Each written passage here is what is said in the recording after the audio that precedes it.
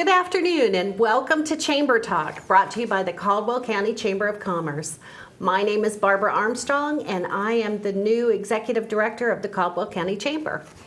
And as all of you are aware, the general election is almost upon us. It is going to be held on Tuesday, November 8th. Over the years, one of our programs provided by the Chamber of Commerce's Community Involvement Division has been to help keep our citizens informed on issues affecting our economy and our quality of life.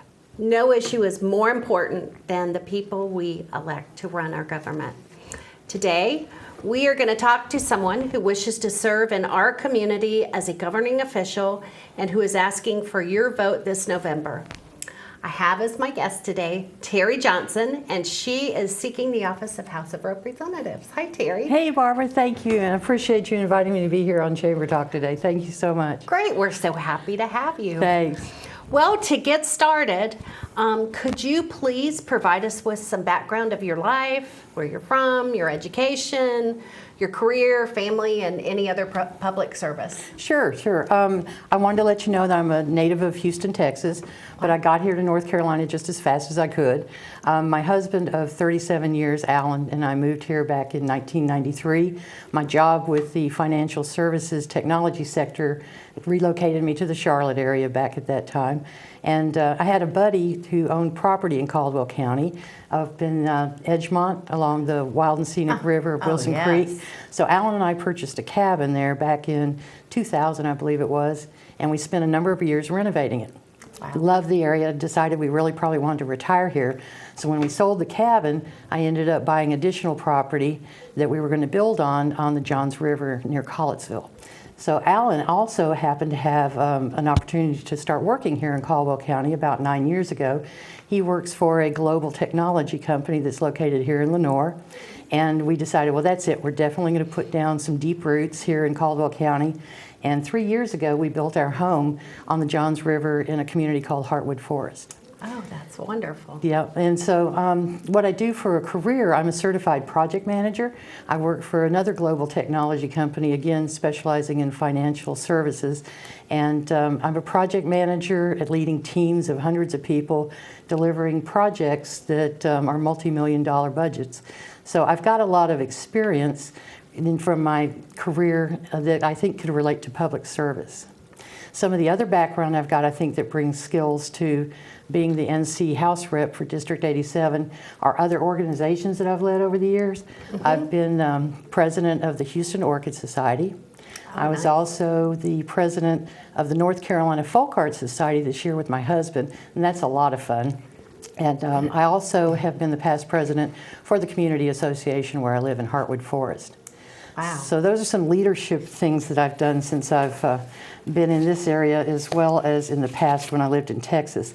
One of my big hobbies and avocations over the years was involved with orchids for about 20 years, and I was an accredited judge for the American Orchid Society. Wow.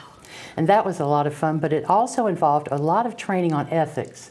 So I think that's another skill set that I could bring to the NC House position, because heavy emphasis on ethics training. And then last but not least, recently I've been very involved with the Caldwell County Democratic Party and was on their executive board until I decided to run for the House position. Awesome. So that's my basic background. I'm impressed that you, with the orchids, I seem to kill every one I get. Everybody does when they start. You just have to keep on going. Good to know. I'll be glad to talk to you about that later. Okay, great. Well, tell us why you have opted to run for this particular office. Well, it's kind of interesting because one of the things that I want folks to recognize is that I'm a write-in candidate. Mm-hmm. I'm not on the ballot because I did not actually decide to run for NC House until after the deadline to get on the ballot. And it's because I do have a pretty busy schedule with my job and my career. And I had thought, down the road, once I retire in the next couple of years, maybe I'll toss my hat in the ring. But I really got motivated with the passing of HB 2. Mm-hmm. And that was my motivation, the Public Facilities Privacy and Security Act. I just have been a little disturbed with the tone that's been set in Raleigh. So what I want to do is join the General Assembly and help focus on some of the real issues that impact our lives, not the kind of distractions that we've been dealing with, and kind of try to help keep the government out of our bedrooms, bathrooms, and our doctor's offices. That's great. What would you hope to accomplish during your term? Well, there's a number of different democratic progressive items that my worldview aligns with. I've got a few notes here if you don't mind. I'll Sure, kind of reference those. please do, please do. Yeah, because I think some of the things that the Democratic Party has on the national level are also things that are very important at the state and local level. And some of the top things that I've been looking into trying to help make changes for include raising incomes and restoring economic security for the middle class. Yes. This includes a living wage. The $7.25 minimum wage right now is not a living wage. As you know, there's people that are working 2 and 3 jobs just to barely eke by. Right. Some statistics that I think are really shocking is that over 60% of the families in the United States have less than $1,000 in savings. They're just living paycheck to paycheck. And if you're trying to raise a family, there's no way you can do that on that. So I want to, again, help see if we can do something to adjust minimum wage. Again, that's part of what HB 2 took away from us, was the ability for local municipalities to do so. Another thing that I think is very important for us here as well as everywhere is universal health care as our human right, trying to control prescription drug costs, and also securing reproductive human rights. So that's probably the second thing on my list that I want to try to help address. Another top priority is good paying jobs and building those 21st century infrastructures to support them. Yes. I would like to see Caldwell County experience a manufacturing renaissance and also promote good paying clean energy jobs. There's so much in solar and wind that we could do that would help us. And that kind of segues into some other things that I'm focused on too, which is environmental protection. Because I really think that we have a valuable resource here in Caldwell County of our natural wonders. Like I said, the Wild and Scenic River area that first drew me to Caldwell County. It's one of only 4 wild and scenic rivers in North Carolina, and we need to protect our waterways. We need to protect our clean air. Yes. So the kinds of jobs I'd like to see attracted to Caldwell County would be things that are related to technology, biotechnology, things that are clean jobs that also draw on our education that we need to, I think, improve here. So one of the things I'd like to advocate for is increasing our STEM, science, technology, and engineering and mathematics curriculum in our public schools, because to attract the kind of companies that I'm talking about, the high-tech companies, telecommunication companies, we need to have that kind of educated workforce here in Caldwell County. So pursuing the education that's going to provide that quality job force in Caldwell County, along with making debt-free college a reality. I love that. Well, what do you see as the main issues that you will have to address in the coming years if you are elected to office? Well, since I've started running for office, I've had a lot of opportunity.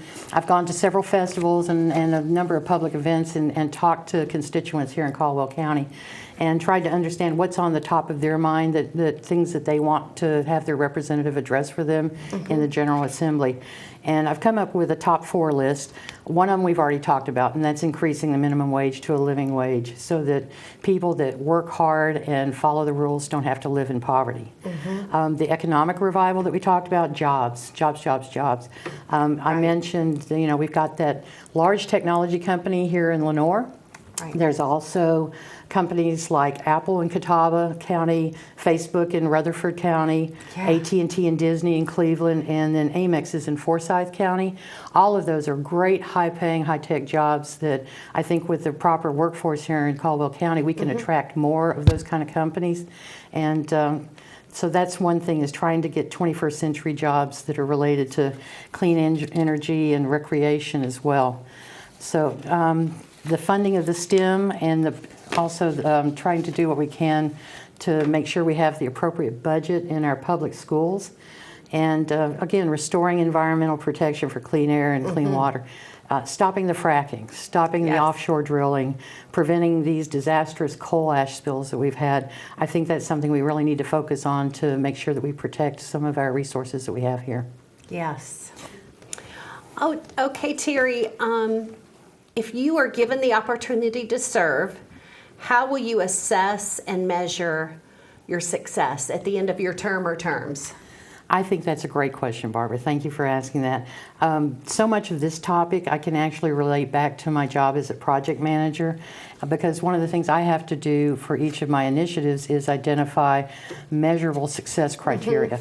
So when thinking about running for the NC House, as I mentioned, I've come up with these topics and priorities based on talking to constituents here in Caldwell County. And what I would think would be a measure of my success would be constant feedback from constituents that I'm on the right track, that I'm focused on the things that are important to them, and also doing lessons learned along the way during my tenure to make sure that I'm, doing what's needed for the folks that I represent at the General Assembly. And my career has always focused on customer satisfaction. And one of the things that I've learned, Barbara, is that I have to listen more than speaking. So that's a skill set that I've honed and that I would bring to this job also, is to listen to folks and then follow through. And I think measuring success criteria at the end is actually up to the folks that I would serve, my constituents here. Obviously, your vote would be what would be the final success measurement, because if I do a good job, I'll get reelected. Right, absolutely. Okay, so Terri, in closing, please give us a statement of why we should vote for you this election day. Okay, well, Barbara, if you don't mind, I'm going to just kind of talk to folks. Please do. And ask for your vote, because one of the things that I do is I ask myself every day what kind of world I want to live in. And I think that the type of world that I want to live in, which is a kinder, gentler world where we know that it's the right thing to do to come together and support our friends, neighbors, and community, is probably the same kind of world that you want to live in as well. So running for office has taught me so much. It's taught me not only that I have a lot to learn, but I am a quick learner, and so I hope that if I get your vote that I'll be able to pick up on a number of topics. In talking to constituents, it's amazing the kinds of things that can be a priority are on the forefront of everyone's minds. So what I promise to do if I'm elected to the NC House is, first of all, to fight against mean-spirited legislation like HB 2. I also promise to advocate for the working man when budgets are proposed that hurt the middle class and put money in the pockets of the wealthy. I promise to call out bad ideas that hinder clean energy initiatives like solar and wind. And I will be your voice of reason to ensure that bad ideas that take North Carolina backwards, ruin our reputation, and negatively impact our economy don't become the law of the land. So my willingness to listen to your concerns and to advocate for you in Raleigh are why I'm asking you to write in Terri Johnson as your progressive Democratic candidate for NC House District 87. Thank you, and please be sure to vote on November 8th. We have so much at stake. Yes, we do. That's a great closing. Thank you, Barbara. Terri, thank you so much for traveling and being with us today. I really appreciate the opportunity to speak with you. Thanks. Absolutely. Well, on behalf of the Caldwell County Chamber of Commerce, we want to thank Caldwell County TV for providing this great use of their studio, for taping this segment, and for sending it to you, our public. Just a reminder, you can register to vote if you haven't already, and there's still time to change your party affiliation until October 14th.